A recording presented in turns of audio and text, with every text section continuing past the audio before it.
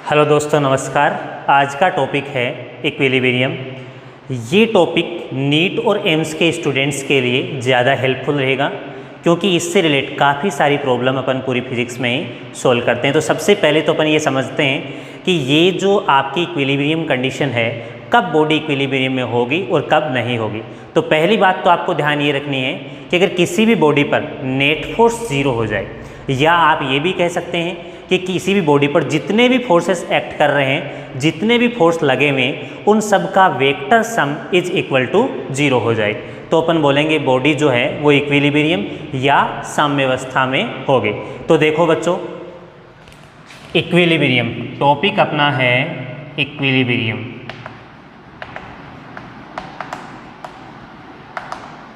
इस इक्विलिब्रियम के अंदर अपन ने देखा कि एक मान लो फोर्स ये आपके पास में F1 है, किसी बॉडी पर एक्ट कर रहा है, और ये आपके पास में F2 फोर्स है, और ये आपके पास में आ गया F3 फोर्स।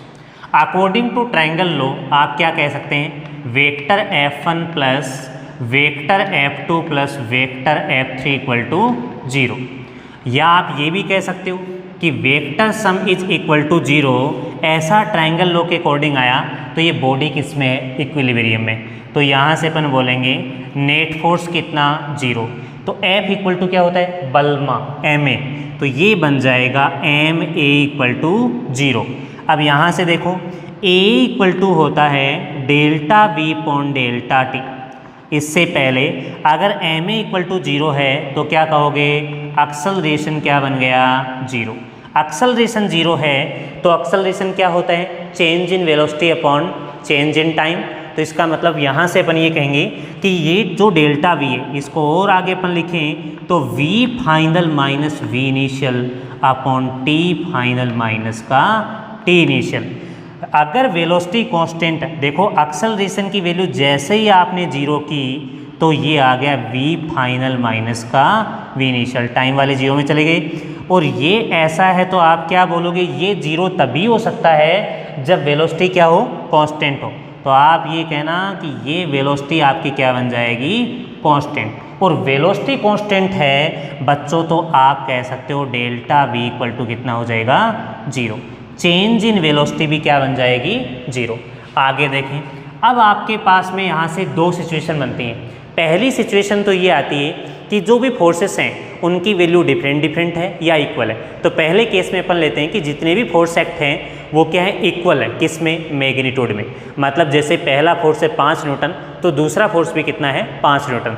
मतलब मैग्नीट्यूड में दोनों एक दूसरे के बराबर है। तो सबसे पहले अपन बात करते हैं इक्वल फोर्स की। इक्वल फोर्स, देखो एक समान बल आरोपित करोगे तो क्या रहेगा।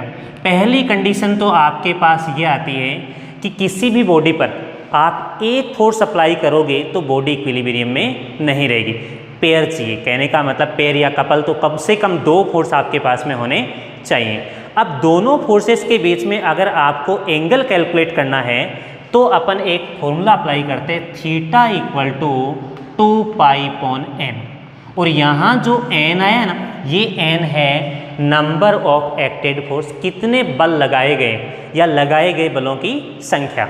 तो ये n आप ध्यान रखेंगे। थीटा, ये थीटा किन के बीच में, वो जो दो फोर्स लग रहे हैं उन दोनों के बीच में बनने वाला एंगल। तो कम से कम अपन को कितने चाहिए, n की वैल्यू या तो 2 के बराबर हो या 2 से क्या हो, ज़्यादा हो। सपोज करो ये एक बॉडी है, इस पर आपने एक फोर्स अप्लाई कर दिया है तो दूसरा इस डायरेक्शन में अप्लाई कर दिया है। आप जानते हैं कि इनके बीच में एंगल कितना आएगा, तो देखो थीटा इक्वल टू 2 पाई बोले तो कितना हो जाएगा, 2 पाई 360, और अपॉन में कितना, कितने नंबर ऑफ फोर्स हैं, एक और एक, 2 से 2 कैंसिल आउट, तो थीटा आपके पास में पाई बोले तो 180 डिग्री आ गया। ये आपके पास में 180 डिग्री है और ये बॉडी जो है वो इक्विलिब्रियम में है। तो अपन ऐसा कह सकते हैं।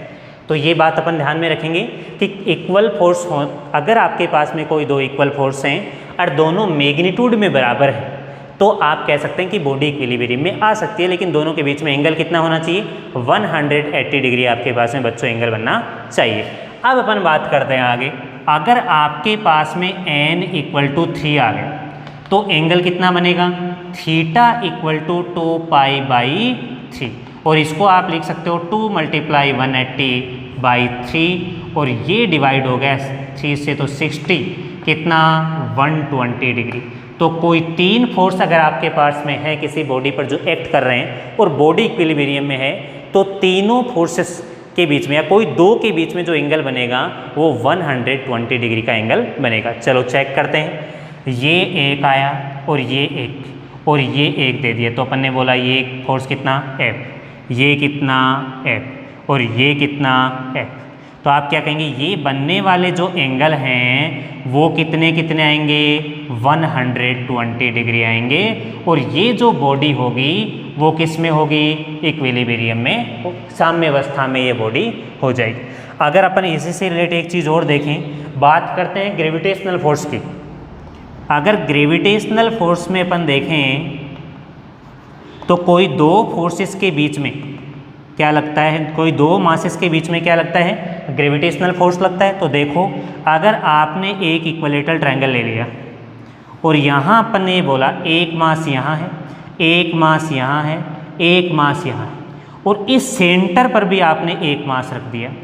अब इन दो मास के बीच में लगने वाला, इन दो के बीच में लगने वाला और इन दो के बीच में लगने वाला, तो ये जो बॉडी है वो बच्चों किस में आ गई इक्विलिब्रियम में आ गई, क्योंकि नेट फोर्स की वैल्यू क्या हो जाएगी 0। अगर नेट फोर्स 0 है और तीन फोर्स एक्ट कर रहे हैं तो आप ये कह सकते हैं कि एंगल कितना 120 डिग्री। तो ये जो एंगल बनेगा बच्चों ये आ जाएगा 120 डिग्री।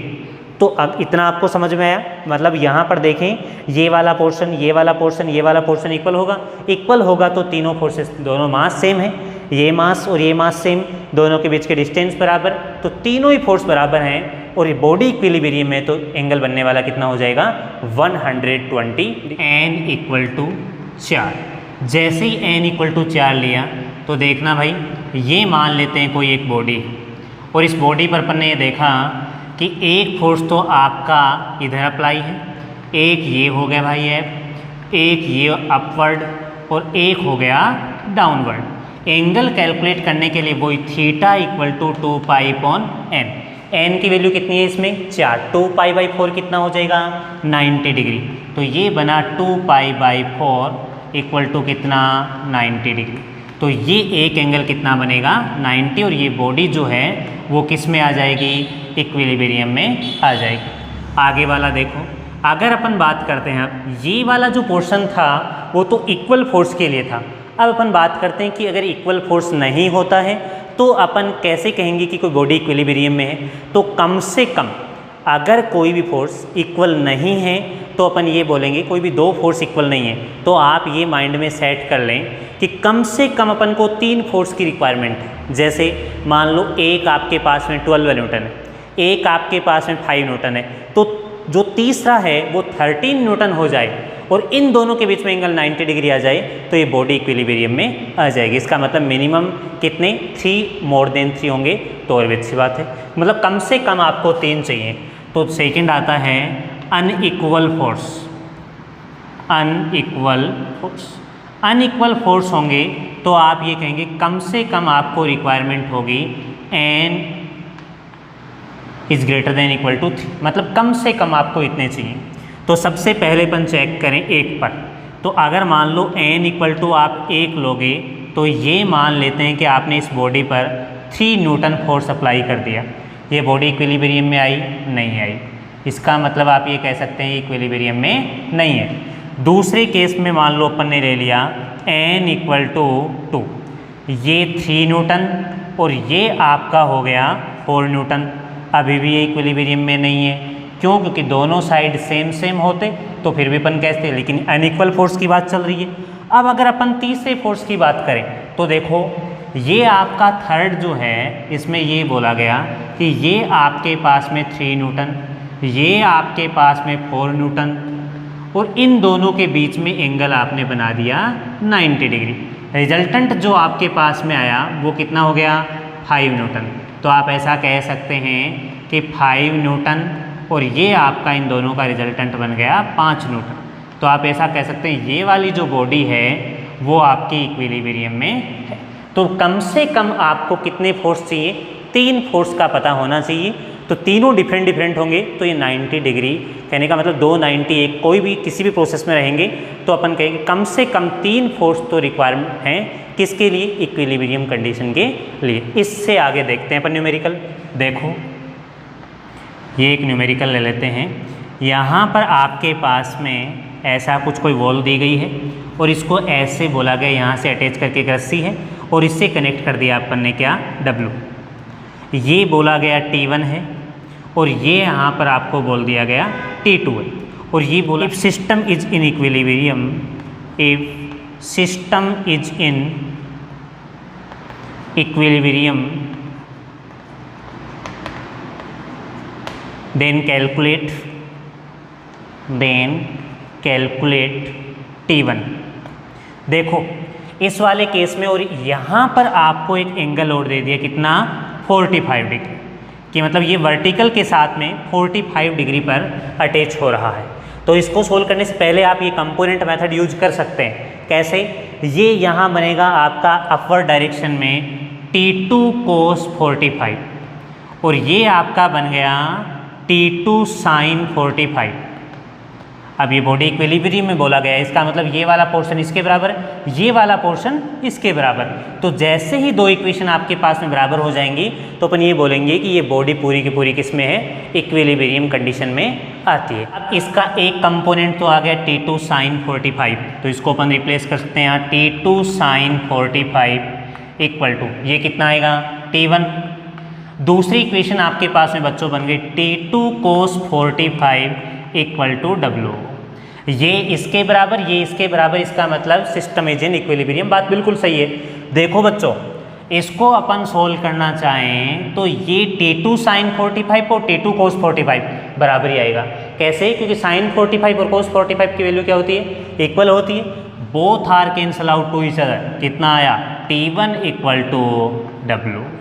अगर आपको ये कहता है कि T1 जो या जो ऑप्शन में मिला वो T1 W के टर्म में मिलता है, तब तो ये ठीक है। देखो बच्चों, अगर ये आपको अच्छे से समझ में आया है तो इसको शेयर करें, लाइक करें और सब्सक्राइब करें। अपनी यही कोशिश है कि आपका कोई भी जो कॉन्सेप्ट है वो वीक ना रहे, क्योंकि अगर आपका कॉन्सेप्ट अच्छे से क्लियर हो जाएगा तो आप नीट में किसी भी प्रकार का क्वेश्चन है वो ईजीली सॉल्व कर पाए।